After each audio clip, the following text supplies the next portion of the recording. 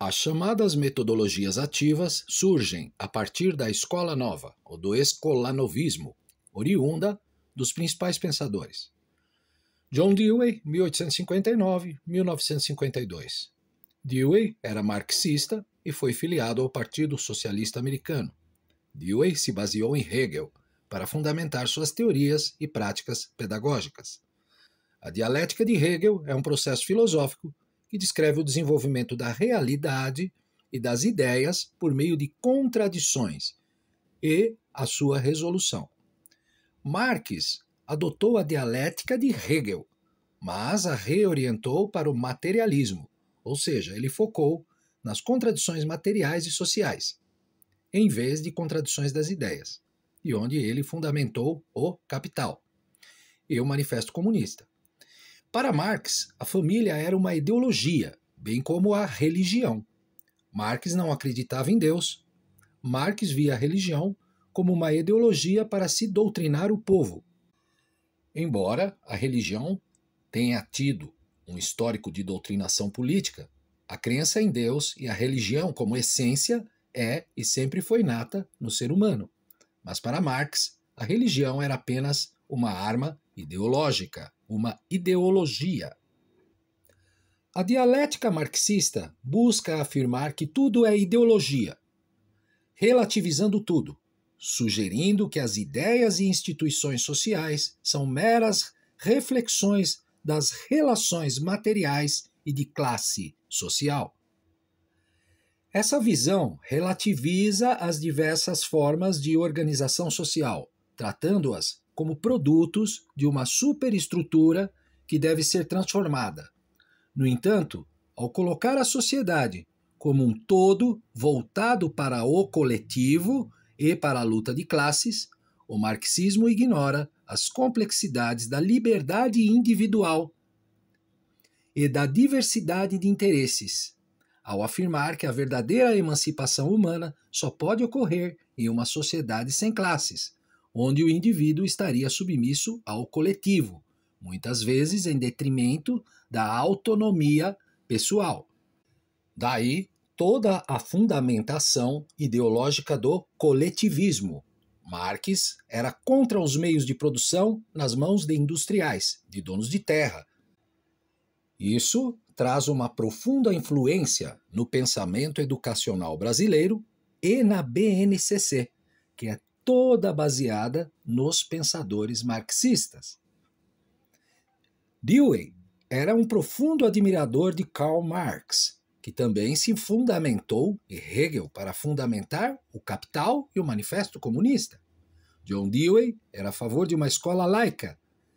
Ele criticava o ensino jesuíta e religioso. Também Dewey acreditava que a educação deveria ter a função de modificação social, transformando a escola num centro de ideologização para a formação de cidadãos comuns para uma sociedade de transformação para o socialismo e o comunismo. Em sua obra Democracia e Educação, de 1916, Dewey argumenta que a escola deve preparar os indivíduos para uma sociedade coletiva e democrática. Abre aspas. A melhor maneira de preparar um aluno para a vida democrática é permitir que ele viva a democracia na escola. Fecha aspas. The School and Society, 1899, John Dewey. Abre aspas. Se nós ensinarmos os alunos de hoje como ensinamos ontem, nós os roubamos do amanhã. Fecha aspas, John Dewey. Dewey critica a educação tradicional, que ele considerava uma ferramenta de manutenção da sociedade capitalista. Essa ideia se alinha com a crítica marxista, de que o sistema educacional pode ser usado para reforçar a hegemonia das classes dominantes. Abre aspas. A educação é um processo social e a escola é simplesmente a forma da vida comunitária reduzida e simplificada. Fecha aspas. My Pedagogic Creed, 1897. Observamos aqui claramente que Dewey tem o objetivo de usar a escola como ferramenta ideológica de suas convicções marxistas. Para Dewey, A escola deveria ser um espaço de preparo para a transformação social, ou seja, da revolução cultural. As ideias de Dewey são muito próximas das ideias de Gramsci, na educação, de que a educação e a escola deveria ser um lugar de preparo para uma sociedade socialista e com um forte viés ideológico marxista. Outro inspirador desses movimentos foi Piaget, que também compartilhava de que a escola e a educação deveria ter o objetivo de transformação social. Outro principal defensor da escola como meio de transformação social foi o marxista e comunista russo Vygotsky, 1896-1934, outro nome idolatrado nas universidades brasileiras. Importante salientar que Vygotsky não criou nenhum método. Ele era um pensador marxista, comunista e defensor de uma educação ideológica e coletivista. Lev Vygotsky foi um psicólogo reconhecido do século XX. Sua abordagem psicossocial se alinha com o pensamento marxista, refletindo um compromisso com a transformação social por meio da educação. Uma das ideias centrais de Vygotsky é a de que o desenvolvimento humano não é um processo isolado, mas ocorre em um contexto social e cultural. Para ele, o aprendizado se dá socialmente, através da interação com os outros indivíduos, e está diretamente ligado às condições materiais e culturais em que a pessoa vive. Um dos conceitos mais importantes de Vygotsky é a zona de desenvolvimento proximal. ZDP é uma explicação do processo de aprendizagem colaborativa. Todas essas fundamentações de Vygotsky foram usadas para moldar indivíduos coletivos. É importante salientar que Lev Vygotsky, 1896-1934, viveu durante a União Soviética sob o governo de Vladimir Lenin, o ditador, até 1924, e depois Joseph Stalin, a partir de 1924. Na União Soviética, especialmente sobre o regime de Joseph Stalin, houve uma repressão brutal contra aqueles que eram considerados inimigos do Estado ou opositores do regime comunista. Essa repressão atingiu não apenas opositores declarados, mas também muitos membros do próprio Partido Comunista, intelectuais, cientistas, artistas e cidadãos comuns. Durante o Grande Expurgo, 1936 a 1938, milhares de pessoas foram acusadas de traição e executadas ou enviadas às gulags, onde enfrentavam fome, frio e trabalho forçado. A censura restringia a liberdade de expressão, obrigando intelectuais e artistas a seguirem a ideologia do Estado, sob o risco de prisão ou morte. O regime incentivava a paranoia política, promovendo denúncias contra vizinhos e familiares, muitas vezes sem provas. Até mesmo líderes comunistas, como Leon Trotsky, foram perseguidos e eliminados. É importante entender que toda essa fundamentação da educação coletivista e focada no comunismo, oriunda de Vygotsky, se deu dentro desse aspecto real de sua vida, na União Soviética, sob um regime de extrema repressão. A teoria de Vygotsky tem sido usada na educação brasileira para se promover a ideia de um indivíduo coletivo, em detrimento do desenvolvimento do indivíduo autônomo. Vygotsky acreditava que o aprendizado ocorre dentro de um contexto social, sendo mediado por interações com os outros e com as ferramentas culturais. Esse foco no coletivo implicava que as capacidades cognitivas do ser humano são moldadas, em grande parte, pela sociedade e pelas relações sociais, sugerindo que o desenvolvimento não é uma jornada isolada, mas uma construção coletiva. Ao enfatizar a zona de desenvolvimento proximal e a mediação social no processo de aprendizagem, Vygotsky promoveu a ideia de que a construção do conhecimento deve ser coletiva e não individual. Embora essa visão pareça buscar promover a igualdade e a colaboração, a verdade ela enfraquece a ideia de que o indivíduo deve ser valorizado em sua autonomia e sua capacidade única de desenvolvimento, anulando a meritocracia e colocando o indivíduo como um ser coletivo, que deve se alinhar igualmente a um pensamento e comportamento homogêneo a favor do Estado, em prol de um pseudo-bem maior para todos, ou seja, a base do pensamento hegemônico comunista.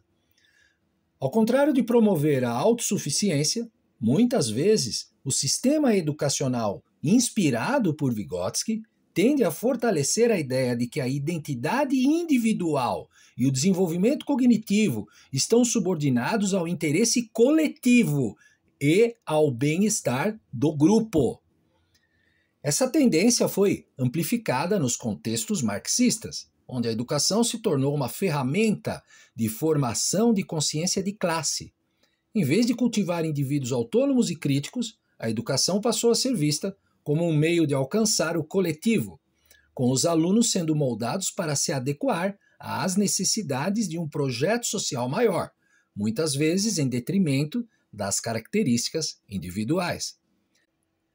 Em vez de se superar a alienação do indivíduo, valorizando a sua autonomia e liberdade pessoal, a solução adotada foi impor um ideal coletivo, onde o indivíduo deve se encaixar no grupo e seguir um propósito comum. E isso tem acontecido nas escolas públicas. Portanto, as ideias de Vygotsky, ao serem utilizadas para justificar um sistema educacional que enfatiza o coletivo em vez do individual, podem ser vistas como parte de um processo de desvalorização do indivíduo, substituindo a autonomia e o desenvolvimento pessoal pela formação de cidadãos comprometidos com a transformação social, com um enfoque no bem coletivo. Isso pode levar à subordinação da liberdade individual em nome de um ideal coletivo de transformação, um ponto crítico no uso de suas teorias em sistemas educacionais voltados para o marxismo. No Brasil, tivemos o Manifesto dos Pioneiros da Educação Nova, movimento liderado por Anísio Teixeira. Os Pioneiros da Educação Nova foi um grupo de intelectuais e educadores que, entre as décadas de 20 e 30, buscaram transformar a educação no Brasil, com bases nos princípios da Escola Nova, inspirados em pensadores como John Dewey. Seu objetivo era romper com o modelo tradicional para uma escola laica, com forte viés ideológico marxista e coletivista, contra o ensino tradicional, principalmente oriundo dos jesuítas. Depois, temos Paulo Freire, outro marxista. Freire defendia que a educação e a escola deveriam ser usadas para a transformação social, com o uso da educação para fomentar a revolução. Todos esses pensadores foram a favor de formar uma escola altamente ideológica, contra o capitalismo, contra os meios de produção nas mãos do capitalismo, reduzindo a influência da família, reduzindo a importância da igreja e relativizando a existência de Deus, colocando tudo como ideologia e aumentando o valor de um Estado grande, assistencialista, colocando os estudantes como vítimas de um sistema capitalista que deveria ser combatido, formando indivíduos coletivos voltados para o grupo, com a anulação da meritocracia e do individualismo em troca do coletivo. Paralelamente a tudo isso, todo o marxismo cultural e estrutural na educação no Brasil veio se sedimentando através das políticas educacionais coletivistas, como a progressão continuada, a psicogênese da língua escrita, de Emília Ferreiro, a pedagogia da presença de Gomes da Costa e tantos outros elementos na educação brasileira. A progressão continuada é uma política educacional prevista no artigo 32, segundo da LDB de 1996, que permite aos alunos avançarem nos anos escolares sem retenção, mesmo que não tenham atingido plenamente os objetivos de aprendizagem. A progressão continuada prevista na LDB é uma política que permite a passagem automática de alunos entre os anos escolares, sem repetência. É uma legislação altamente coletivista, progressista e marxista.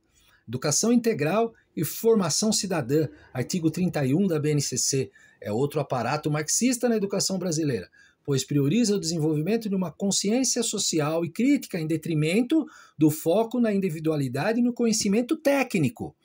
Essa perspectiva é comumente usada na educação para a formação de militantes, usando para a instrumentalização para uma educação ideológica de esquerda e anticapitalista, com foco no coletivo e não na produção individual, e nem no merecimento individual.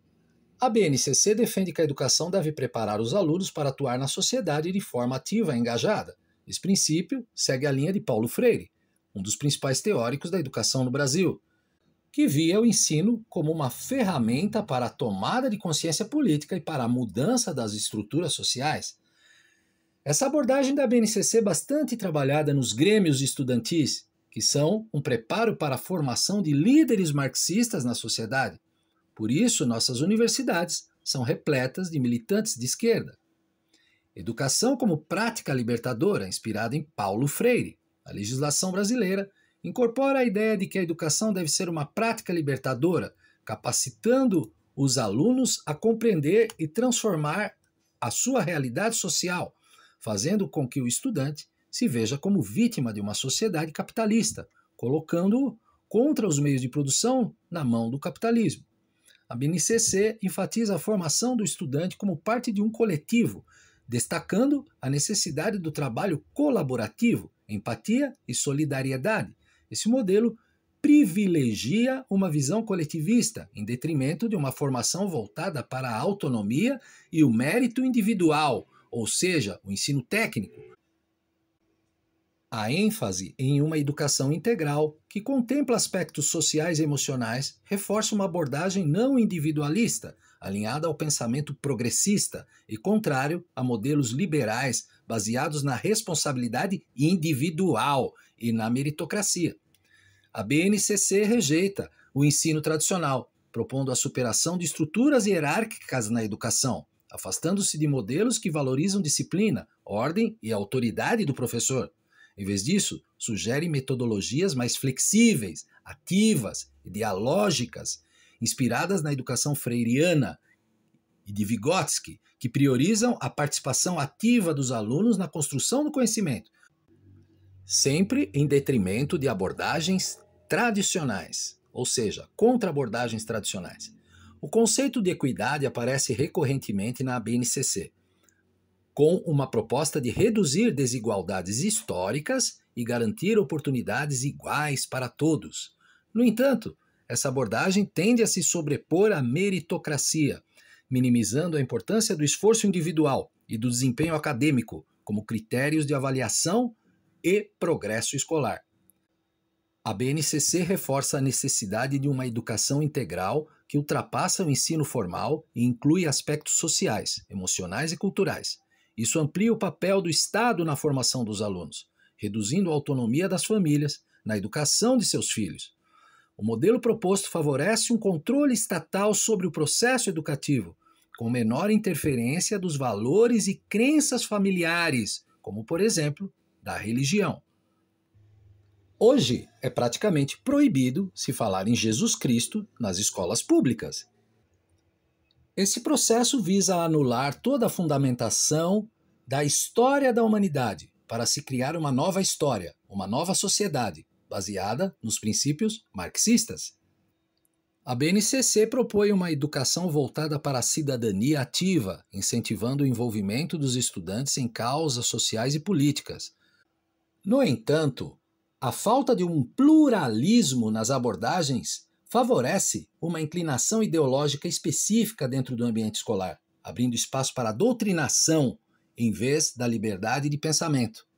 A BNCC, ao enfatizar a educação como instrumento de justiça social e transformação estrutural, adota uma abordagem que pode ser identificada como ideologicamente orientada à esquerda, embora conceitos como equidade, pluralidade e participação sejam importantes.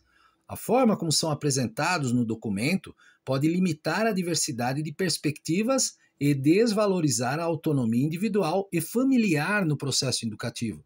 Assim, a BNCC se distancia de uma abordagem neutra e acadêmica, adotando um viés progressista que influencia significativamente a educação no Brasil.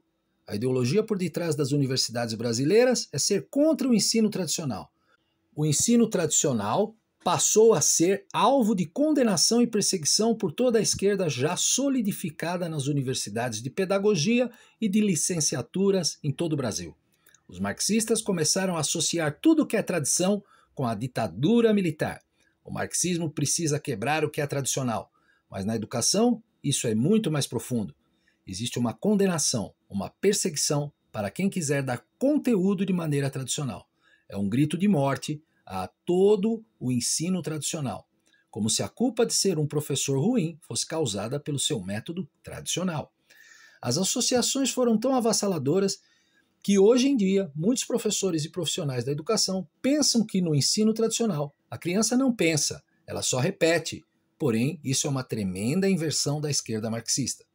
Após a Constituição de 88 e principalmente após a LDB de 96, a esquerda se movimentou para tentar aniquilar todos os resquícios da ditadura militar na educação. Devido ao pensamento de Gramsci e Marx, deveria-se aniquilar tudo o que fosse tradicional no ensino, dando como se o ensino tradicional fosse um ensino mórbido, passivo, onde Paulo Freire chama de educação bancária. Para isso, se basearam nos princípios da metodologia ativa, oriunda de Dewey e, no Brasil, da Escola Nova de Anísio Teixeira e Paulo Freire. Os argumentos eram cada vez mais cruéis, como, por exemplo, no ensino tradicional a criança só copia, ela é copista, não entende nada do que escreve, não participa da aula, não interage, não se interessa, etc, etc, etc. Esses argumentos, além de depreciar o ensino tradicional e toda a metodologia que foi usada para a humanidade chegar até aqui, na sua construção tecnológica, na medicina, na indústria, entre outras evoluções, todo o sistema tradicional de ensino foi sendo perseguido e expressamente condenado, em troca de um ensino mais lúdico, onde a criança fala mais do que escreve e do que ouve. Isso foi proposital, pois o objetivo dos pensadores marxistas era manter a população em um baixo nível de conhecimento e um nível de manipulação, principalmente eleitoral e do discurso, principalmente após a década de 80. O argumento de que no ensino tradicional a criança é passiva ou não participa e não tem atividade e interatividade é completamente equivocado e é uma grande falácia. Realmente existem professores que são maus professores, mas isso não é culpa do ensino tradicional. Não existe uma metodologia mais ativa do que uma criança resolvendo sozinha exercícios em seu caderno, ou seja, onde for. Esse argumento por si só destrói qualquer narrativa de metodologia ativa. A metodologia ativa sempre existiu no ensino tradicional e de uma forma saudável. Quem trouxe uma metodologia ativa mais voltada para o ensino tradicional foi Doug Lemov, que se baseou no ensino tradicional, porém, o seu método é amplamente usado como ferramenta de coletivização também. A metodologia ativa nada mais é do que o aluno em atividade, seja individual ou em grupo. O resto é coletivização e marxismo na educação para coletivizar, fazer a criança pensar como coletivo, como massa de manobra e não como indivíduo. Os defensores da metodologia ativa afirmam erroneamente que o ensino tradicional é apenas memorização, o que é uma grande mentira. A multiplicação, por exemplo, no ensino tradicional se ensina que ela é a repetição da soma dos mesmos algarismos e depois se treina a criança a fazer somas, a multiplicar, e a memorização vem assim automaticamente. E nesse aspecto a criança está em atividade, ela está raciocinando, está fazendo, portanto o ensino tradicional já contém a metodologia ativa. O problema é que Anísio Teixeira era comunista, bem como todos os seguidores da Escola Nova e do escolanovismo. O que eles queriam não era uma escola nova, mas eles queriam uma escola contra os jesuítas, contra o ensino tradicional, contra o capitalismo, e usar a escola pública como reduto da Revolução Marxista. A Escola Nova, como já disse, surgiu no Brasil com os pioneiros da Educação Nova, com Anísio Teixeira, e todos os integrantes do movimento dos pioneiros da Educação Nova tinham relações com o Partido Comunista e Socialista. Anísio Teixeira foi acusado, inclusive, de participar da Intentona Comunista de 1935. A Escola Nova é uma crítica contra o ensino diretivo, objetivo e contra o ensino tradicional, mas é por questões puramente ideológicas. Os defensores da metodologia ativa entram em profunda contradição ao serem contra o ensino tradicional, acusando de ser um ensino passivo, onde o aluno vira copista, onde o aluno não participa. Se fosse assim, Newton e Einstein não teriam existido. A metodologia ativa da Escola Nova é coletivista, marxista, onde o aluno fala mais, fala demais, onde o que é valorizado no aluno é seu poder de interatividade, de ser líder de grêmio, de ser revolucionário, e não de fazer, de realizar, de saber, de tirar nota 10. O que faz na parte da metodologia ativa funcionar é exatamente a parte do ensino tradicional que ela carrega, pois sem o ensino tradicional objetivo didático instrucional, a metodologia ativa seria inviável e impossível. Não existe possibilidade de aula sem teor instrucional. É necessária a explicação e a figura do professor, a instrução dos mais básicos elementos da pedagogia, desde se ensinar a criança a segurar o lápis, até escrever as letras, sílabas, palavras, fazer o parágrafo, soma, subtração. A psicogênese da língua escrita, de Emílio Ferreiro, introduzida no MEC em 2001 por FHC, retirando o ensino da escrita e colocando hipóteses de escrita, é uma aberração, onde a criança chega sem saber escrever no 6º ano. Aconselho ler o livro A Falácia Socioconstrutivista, de Kátia Simone Benedetti. O problema dos marxistas na educação é que eles querem desconstruir toda a história da escrita e da matemática. A parte da participação do aluno sempre existiu. Evidentemente que antigamente o aluno tinha menos liberdade, mas isso não é devido ao ensino tradicional em si, mas a uma concepção mais antiga e realmente retrógrada que está sendo superada. Mas a participação do aluno sempre existiu na educação tradicional. Não fosse assim, grandes nomes da humanidade, como Sócrates, Thomas Edison, Einstein, Newton, Platão, teriam se tornado grandes nomes da humanidade, e nenhum deles vieram das chamadas metodologias ativas. As chamadas metodologias ativas trazem, na verdade, um forte aparato ideológico marxista com perseguição e condenação à estrutura da família e da base da sociedade da propriedade privada, sendo uma escola voltada para o coletivismo e contra o capitalismo. A escola nova é, sim, uma educação progressista que surgiu no final do século XIX, sua base é John Dewey, seguidor de Hegel. Dewey mesmo se considerava marxista, Dewey foi o principal criador da escola nova. Dewey incorporou as ideias de Marx e as colocou em prática nas práticas pedagógicas. No Brasil, a Escola Nova foi difundida por Anísio Teixeira e todos eles ligados aos comunistas e socialistas. A Escola Nova e as metodologias ativas são, na verdade, contra a propriedade privada, sua educação é coletivista, contra o capitalismo, contra a meritocracia, induz o indivíduo a pensar através de estereótipos coletivistas e fortemente marxistas. A Escola Nova é uma ferramenta sutil, disfarçada de pedagogia, mas que na verdade é uma arma socialista de massificação ideológica, contra as liberdades individuais, contra o capitalismo, a favor de um Estado genérico e totalitário, contra a propriedade privada, em busca, em suas partes, induzir o aluno para práticas coletivistas e marxistas, induzindo o aluno a pensar coletivamente, a anular sua individualidade em prol de um pseudo bem maior para todos, induzindo o aluno a pensar como classe social, a criticar a produção individual e a propriedade privada, o enriquecimento através da produção, a valorização individual pelo merecimento e a depender do Estado. A Escola Nova e as metodologias chamadas de ativas são, na verdade, uma arma de ideologização marxista e gramscista. Não precisariam ser, mas se tornaram.